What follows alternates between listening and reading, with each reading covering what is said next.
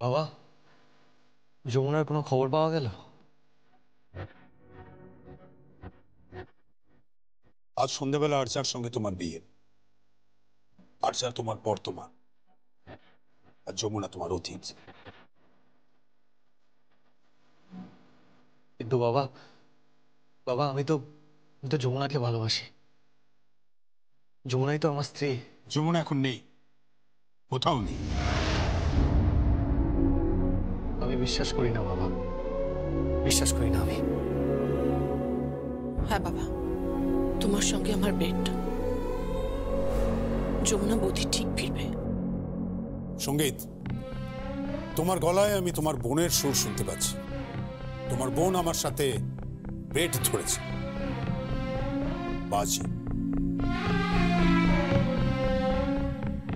হ্যাঁ বাবা, বাজি।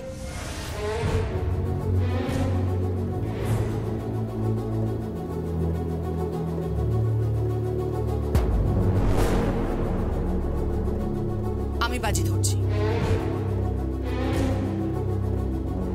তুমি বোধহয় ভুলে যাচ্ছ যে আজ সন্ধ্যাবেলা ওর বিয়ে।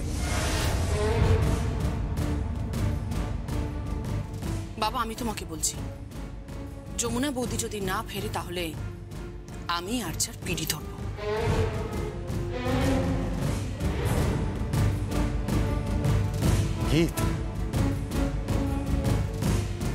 বাবা আমি নিশ্চিত যমুনা বৌদি ঠিক ফিরবে। নইলে যে আগামী পৃথিবী বলবে যে এক অত্যাচারিত জমিদার পরিবারের পুত্রবধূ শুধুমাত্র একজন ঠাকির মেয়ে বলে সে কোনো সম্মান পায়নি, নারীর মর্যাদা পায়নি।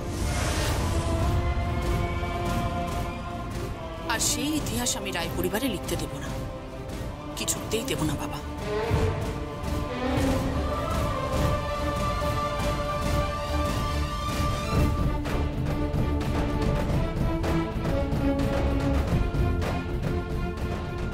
বাবা, বাবা আমার আমার ফোনটা পাওয়া যাবে? তোমার ফোনটা আর্চার কাছে আছে।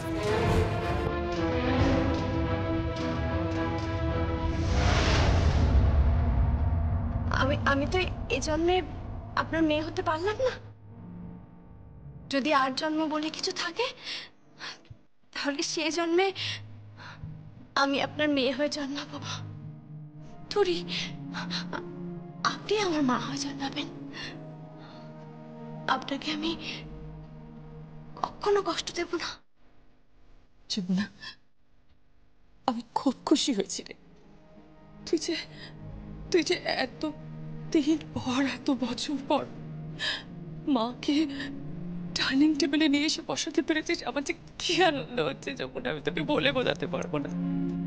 আর তোমার বর বলেছে বড় মার সঙ্গে একসাথে খাবে না।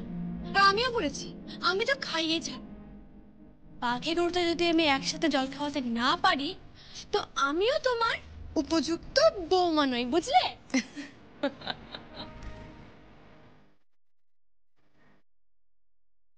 বৌমা, হ্যাঁ মা, কি হয়েছে মা? তোমার শরীর খারাপ? না মা, মনটা ভালো লাগছে।